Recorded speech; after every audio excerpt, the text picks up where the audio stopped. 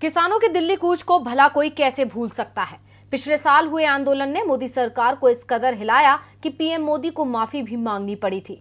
बावजूद इसके केंद्र ने अब तक वादे पूरे नहीं किए हैं, जिसके खिलाफ एक बार फिर अन्नदाता सड़कों पर उतरने को तैयार हैं। जी हां, राकेश टिकैत ने बीजेपी के खिलाफ जोरदार हुंकार भरी है, जिससे बीजेपी के माथे पर बल पड़ने तय है। तो क्या फिर सड़कों पर बैठेंगे अन्नदाता?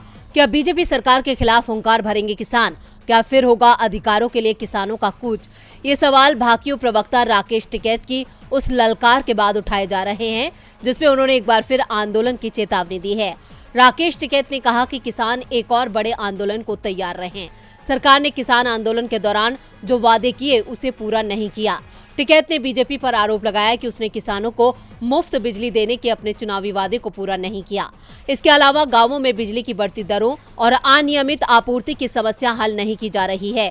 इतना ही नहीं, उन्होंने अपने भाषण में योगी सरकार के ट्रैक्टर ट्रॉलियों के इस्तेमाल पर प्रतिबंध लगाने को लेकर जमकर हमला बोला। टिकैत ने इस कदम को तानाशाही करार देते हुए दावा किया कि फैसले का मकसद किसानों को धरना स्थलों तक पहुंचने से रोकना है। भारतीय किसान यूनियन इस तरह के किसी भी प्रतिबंध का विरोध करेगा। उन्होंने सवाल पूछा कि क्या दुर्घटनाओं के बाद कहीं भी ट्रेनों, बसों, कारों पर प्रतिबंध लगाया गया है? नहीं ना। तब ग्रामीण क्षेत्रों में परिवहन का सबसे आम साधन ट्रैक्टर ट्रॉली पर प्रतिबंध लगाने का क्या औचित्य है?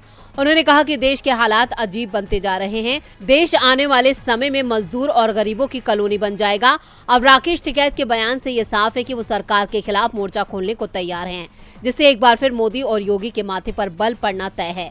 यहाँ तक कि आगामी चुनाव में बीजेपी को किसानों की नाराजगी का खामियाजा भी उठाना पड़ सकता है। अब देखना होगा कि अन्नदाताओं की हुंकार के सामने क्या करेगी बीजेपी सरकार।